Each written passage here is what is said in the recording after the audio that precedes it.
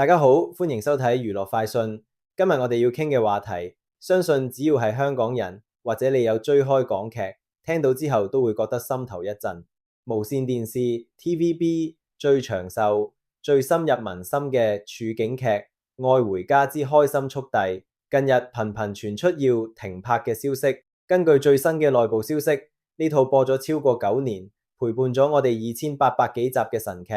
好大機會喺今年7月正式畫上句號。由2017年2月20號首播嗰日開始，邊個會估到呢套當初只係諗住拍180集嘅短劇，會變成今日香港電視史上嘅巨無霸？今日我哋唔單止係講一單新聞，我哋係要同大家一齊深度回顧呢套劇點樣由巔峰走向樽頸，拆解高層開會嘅內幕，同埋預測愛回家之後香港處境劇仲有無未來。消息指，日前 TVB 嘅執行董事兼助理總經理曾麗珍姐，聯同製作部助理總監文偉鴻 Jazz， 突然間召集咗開心速遞全體演員，開咗一個非常嚴肅嘅緊急會議。喺電視城入面，珍姐一向係處境劇嘅定海神針，佢對劇本嘅執着係出晒名嘅。點解今次咁大陣仗？第一，正式通知停拍意向，高層明確表示公司有意將呢套劇結束，主要係因為創作上已經遇到前所未有嘅困難。第二，對演員嘅訓示，據知會上除咗講劇集走向，仲特別提到咗演員嘅專業操守同埋社交媒體嘅運用。呢度就涉及到歐瑞偉 KC 早前放上網嗰段高空躍下嘅花絮片，雖然網民大讚佢敬業，但公司高層反而覺得呢種做法太危險，一旦出事，對劇組同公司都係災難。第三，軍心動搖，對於好多2、3線演員嚟講，愛回家係佢哋唯一嘅穩定收入來源。會議現場氣氛沉重，大家面對鐵飯碗即將打破，除咗不捨，更多嘅係對前路嘅彷徨。立即訂閱我哋頻道，記得撳鐘仔，第一時間知道娛樂大小事。我哋回望2017年，當時開心速遞接棒愛回家之百事入席，起初大家期望唔高，但係劇本好快就揾到定位，荒謬得嚟帶點溫馨。4大功臣家族，洪家、根叔、洪若水、洪心如、金城安、龍家、大龍生、大小姐、Terry、威龍集團，仲有後來加入嘅天才聯盟補習社，神級 CP 嘅誕生，公誰戀，張景淳同呂慧儀由冤家變情侶。當年嗰場中環告白真係轟動全港，連輝 CP 大小姐林淑敏同宋水輝、許家傑嘅身份懸殊戀，完美演繹咗咩叫門當戶對唔重要，真心先重要。獎項大滿貫，呢套劇係唯一一套喺萬千星輝頒獎典禮攞過萬千光輝演藝大獎嘅處境劇。林淑敏、周家樂、樊奕敏、許家傑，一個個都係憑呢套劇攞到佢哋演藝生涯嘅高峰。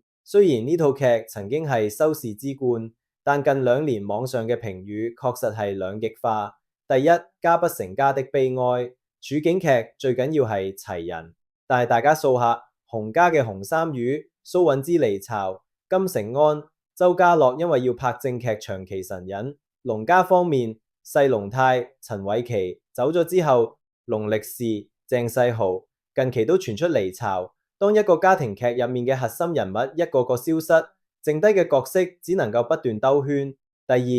劇情抽水過度與荒謬化。起初大家中意開心速遞係因為佢貼地，但係後期為咗維持每日1集嘅產量，編劇組開始妙想天開，穿越、科幻，甚至一啲極度胡鬧嘅橋段層出不窮。雖然有時幾好笑，但長期咁樣會令觀眾覺得劇集失去咗靈魂，變成咗為拍而拍。第三，經濟效益與高昂成本。大家唔好以為處境劇成本低，呢套劇維持咗成50-60個連戲演員，好多已經拍咗9年，年資長，薪金自然高。加上電視城每日維持呢個廠嘅運作，人工、物料開支係天文數字。喺依家廣告收益萎縮嘅大環境下， TVB 管理層必須要諗呢嚿錢擺喺度係咪仲可以產生最高嘅回報。立即訂閱我哋頻道，記得撳鐘仔，第一時間知道娛樂大小事。講到呢度，一定要提下 KC 歐瑞偉。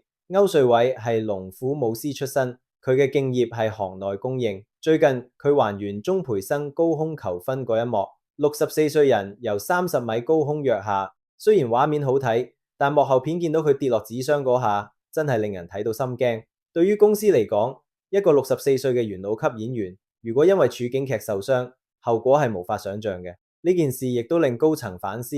係咪劇本已經寫到無嘢好寫，要去到玩命嘅地步先攞到話題？如果要講愛回家嘅地位，我哋要將時光倒流40年，80年代有香港81至香港86，黃新飾演嘅茂叔，顏國良飾演嘅陳積，係當時市民嘅心聲。90年代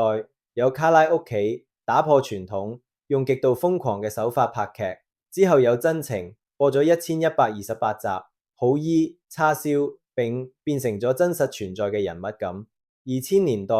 黃子華嘅男親女愛創下50點收視神話，之後皆大歡喜，古裝變時裝。開心速遞之所以偉大，係因為佢喺網絡時代仍然可以維持到2800幾集嘅連貫性。但係歷史話俾我哋聽，無論幾受歡迎嘅劇都有完嘅一日。對於一眾演員嚟講，停拍絕對係一個打擊。好似根叔劉丹，佢由第一輯《愛回家》拍到依家，足足拍咗10幾年處境劇。對於後輩好似 Terry、李偉健、大龍生、羅樂林等，呢套劇係生活保障，一旦停拍， TVB 勢必會進行一場大洗牌。有實力嘅人會調去拍正劇，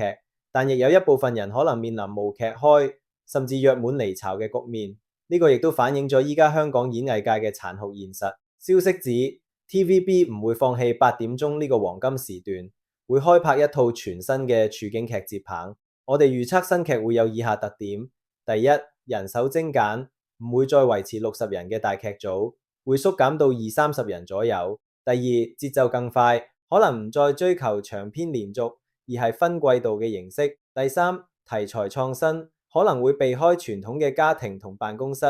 轉向依家年輕人更關注嘅話題。各位觀眾，2800幾集，唔單止係一堆數字，